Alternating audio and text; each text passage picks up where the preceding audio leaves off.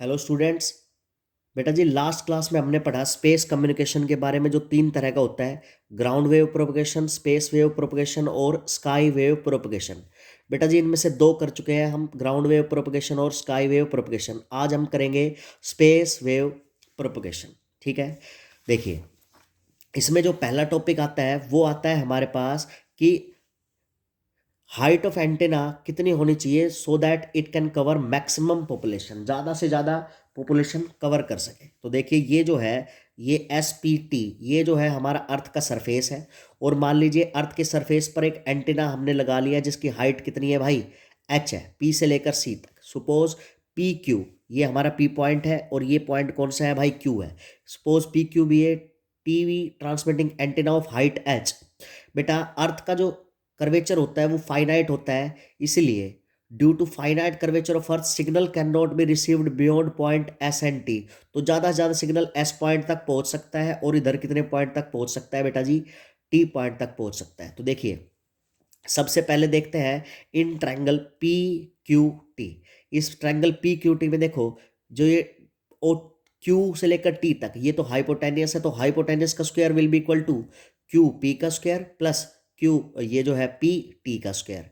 तो देखो क्यू से लेकर पी तक का डिस्टेंस जो है, क्यू से लेकर पी तक का डिस्टेंस, इसको तो हमने एच माना है।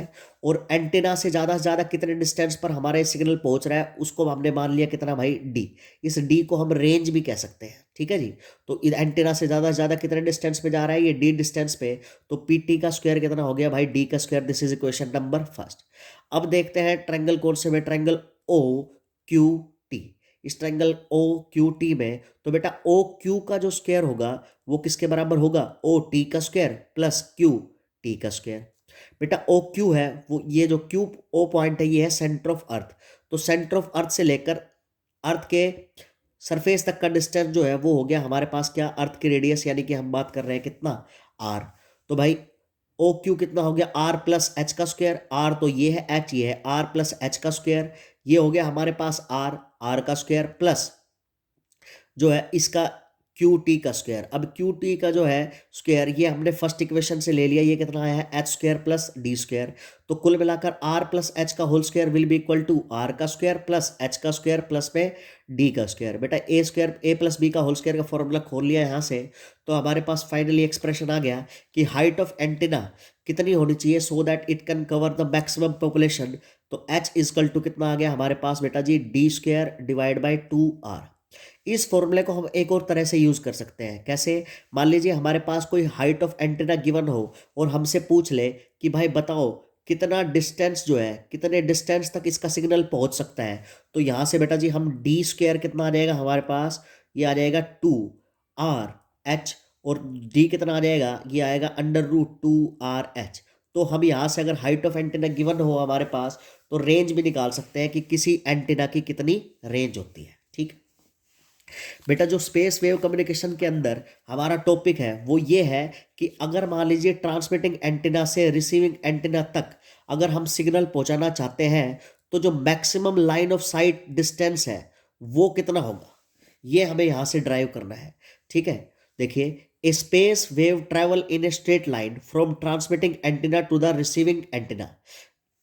स्पेस वेव के अंदर जो हमारी रेडियो वेव है वो ट्रैवल करती है किसमें, स्ट्रेट लाइन में, ट्रांसमिटिंग एंटीना से कहाँ तक, रिसीविंग एंटीना तक। That is it is a line of sight communication, इसलिए स्पेस वेव कम्युनिकेशन को लाइन ऑफ साइट कम्युनिकेशन भी कहते हैं। देखिए due to finite curvature of the earth direct space waves get blocked. अगर हम यहाँ से डायरेक्ट स्पेस वेव भेजेंगे तो वो ब्लॉक हो जाएगी किसी पॉइंट पर।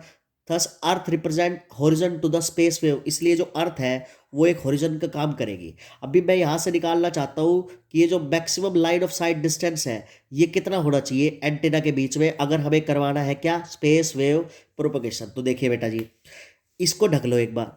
किसी एंटीना से ज़्यादा आप कितने डिस्टेंस तक जो है सिग्नल ट्रांसमिट कर सकते हो, वो मैंने मान लिया डी टी। यानी अगर ट्रांसमिटिंग एंटीना है तो अभी हमने जो डेरिवेशन किया है पिछला, उससे ज़्यादा कितने डिस्टेंस तक हम जो है सिग्नल को ट्रांसमिट कर सकते हैं, तो वो डी टी आ जाएगा।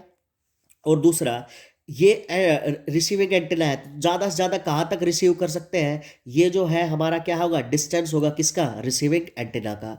तो जो मैक्सिमम लाइन ऑफ साइट का डिस्टेंस है ये किसके बराबर हो जाएगा, D T plus D are. देखो अभी अभी निकाला हमने, किसी एंटीना से डी डिस्टेंस हमें कैलकुलेट करना है तो उसका फॉर्मूला होता है √2RH। देखो ट्रांसमिटिंग एंटीना के लिए मैंने ये डिस्टेंस लिख लिया, distance of transmitting antenna plus distance of receiving antenna. Transmitting antenna के लिए ये जो हाइट है मैंने एच टी लिख दिया है क्योंकि ये हाइट है किसकी, ट्रांसमिटिंग एंटीना की, प्लस ये एच आर लिख दिया है क्योंकि ये हाइट है किसकी, रिसीविंग एंटीना की। तो जो हमारे पास maximum line of sight distance आया है स्पेस वेव प्रोपगेशन के लिए, वो कितना आएगा, वो आएगा बेटा जी D M will be equal to D T plus D R, यानी कि रेंज ऑफ ट्रांसमिट जो ये हमारा ट्रांसमिटिंग एंटीना है प्लस जो हमारे पास रेंज है किसकी, रिसीविंग एंटीना की। dt का फॉर्मूला ये होता है, dr का फॉर्मूला ये होता है। तो जो maximum line of sight distance आया है वो आया है हमारे पास dm is equal to √2rht plus √2rhr। ठीक है बेटा जी, इसी के साथ यूनिट नंबर 10 जो है वो हमारी कंप्लीट होती है। ठीक है, थैंक यू।